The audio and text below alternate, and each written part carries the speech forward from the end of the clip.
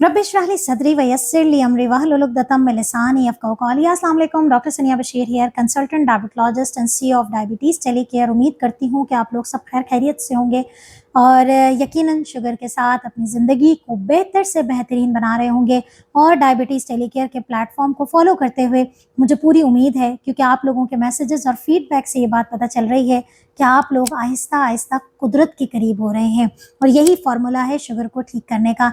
जहाँ बात करते हैं हम कुदरती अज्जा की, कुदरती चीज़ों की, तो मुझे बड़ी हैरत हुई अपने आप पर कि हमने अब तक तकरीबन 1100 वीडियोस से ऊपर अपने चैनल पर अपलोड कर दी हैं और आज तक हमने एक बहुत ही प्यारी सी सब्ज़ी के बारे में बात नहीं की है। पर्टिकुलरली बीच बीच में बात की होगी, लेकिन स्पेसिफिकली इसके बारे में बात नहीं की। तो आप लोगों का शुक्रिया, आपने हमारी तवज्जो इस तरफ दिलाई। जी हाँ, आज हम बात करेंगे पालक के बारे में।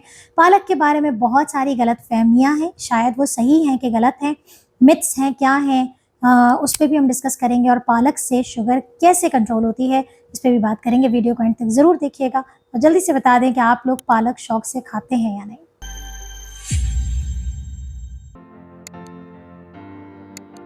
पालक का ताल्लुक किस कैटेगरी से है ये जानना ज़रूरी है। पालक का ताल्लुक जो है वो नॉन स्टार्ची वेजिटेबल है। आम अल्फाज में हम बताते हैं कि शुगर के मरीज़ों के लिए जो बेहतरीन सब्जियां काउंट होती हैं, ऐसी सब्जियां जो कि फ़ाइबर से भरपूर होती हैं, ऐसी सब्जियां जिनके अंदर शुगर बढ़ाने की सलाहियत मौजूद नहीं होती, ऐसी सब्जियां जो कि भरपूर फ़ायदों के साथ आती है, उनके अंदर विटामिन्स भी होते हैं, मिनरल्स भी होते हैं। बेसिकली उनका ताल्लुक नॉन स्टार्ची वेजिटेबल से होता है।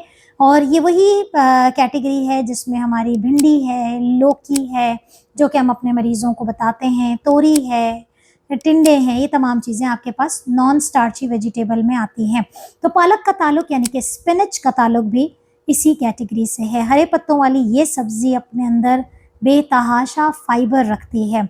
अगर मैं आपको बताऊं इसकी फ़ाइबर की मिकदार, तो आपको बड़ी ही हैरानी होगी कि अगर हम 1 कप कच्ची पालक लेते हैं तो उसके अंदर सिर्फ और सिर्फ 1.1 ग्राम कार्बोहाइड्रेट होता है। और उसमें से भी 0.7, अगर आपको थोड़ा सा भी अंदाज़ा हो कि 1.1 ग्राम जो है वो कार्बोहाइड्रेट है, उसमें से 0.7 ग्राम जो है फाइबर है।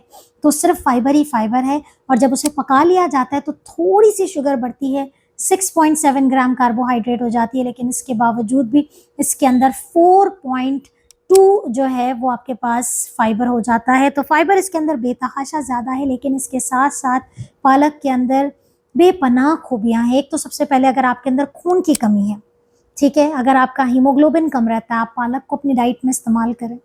अगर आपने कंसीव किया है और आप प्रेगनेंसी में समझ में नहीं आ रही, फॉलिक एसिड यूजुअली दिया जाता है, तो इसके अंदर फॉलिक एसिड कुदरती तौर पे मौजूद है। पालक के अंदर बेतहाशा मैग्नीशियम की क्वांटिटी मौजूद है। ये वही मैग्नीशियम है जो एडवर्टाइज में मुख्तलिफ प्रोडक्ट्स आ रहे हैं। कुदरत ने हमारे लिए पालक के अंदर और बेतहाशा फलों के अंदर, सब्जियों के अंदर मैग्नीशियम रखा हुआ है।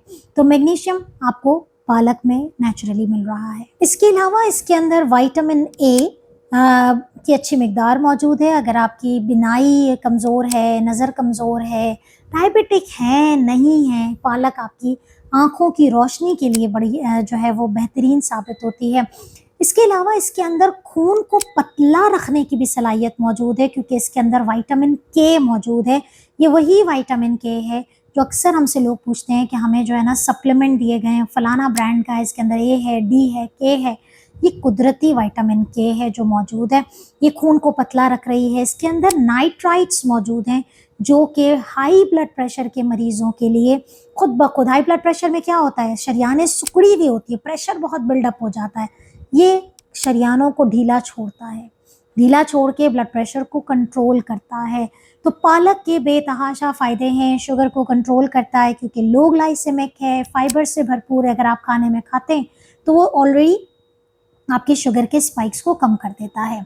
आपके और भी मैंने जो फ़ायदे बताए हैं, इसके साथ साथ पालक के बारे में जो गलत फहमियाँ हैं उस पर बात करते हैं कि पालक यूरिक एसिड बढ़ा देता है।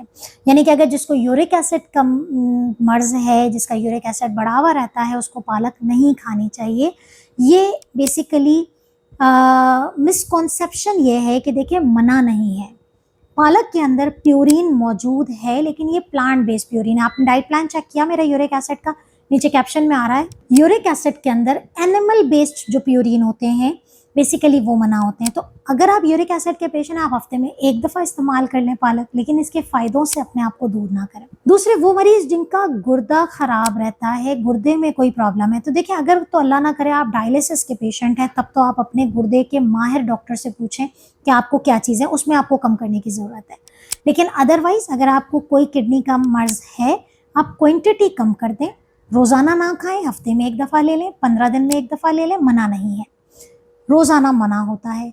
हाँ, केयर करनी है उन लोगों को जिनके गुर्दे में पत्थरी मौजूद है और वो पत्थरी ऑक्ज़लेट स्टोन है, एक नमक है उसका नाम है ऑक्ज़लेट।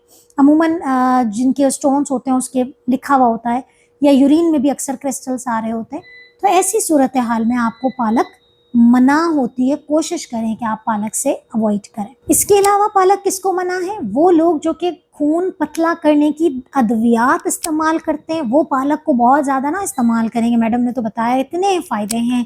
या आपका अगर हीमोग्लोबिन कम है लेकिन आप साथ में कोई भी खून पतला करने वाली दवाइयाँ इस्तेमाल कर रहे हैं, तो फिर ऐसी सूरत हाल में अल्लाह ना करे कहीं से नक्सीर फूट सकती है, ब्रश करने के दौरान कहीं से खून आ सकता है, तो फिर आप अपने डॉक्टर की हिदायत के मुताबिक जिसने आपको खून पतला करने वाली दवा दी है, कोशिश करें कि फिर पालक को थोड़ा सा कम इस्तेमाल करें। हफ्ते में एक दफ़ा, 15 दिन में एक दफ़ा, महीने में एक दफ़ा इस्तेमाल करके इसके फ़ायदों से अपने आप को जो है वो ज़रूर अपने ऊपर जो पॉजिटिव इफ़ेक्ट्स हैं उसको ज़रूर लीजिए। तो ये है सारी बातें पालक के हवाले से। पालक कैसे पकाई जा सकती है? पालक एक ऐसी चीज़ है जो मुख्तलिफ गोश्त में डाल के इसको पकाई जा सकती है। आलू पालक का इस्तेमाल ना करें, ऐसा ना हो कि आप आलू पका के उसमें जो है वो डाल रहे हैं। वही वाली बात है, पालक जितना अच्छा आलू उतना बुरा, इफ़ेक्ट न्यूट्रलाइज़ हो जाएगा। तो आप आलू डाल के ना करें।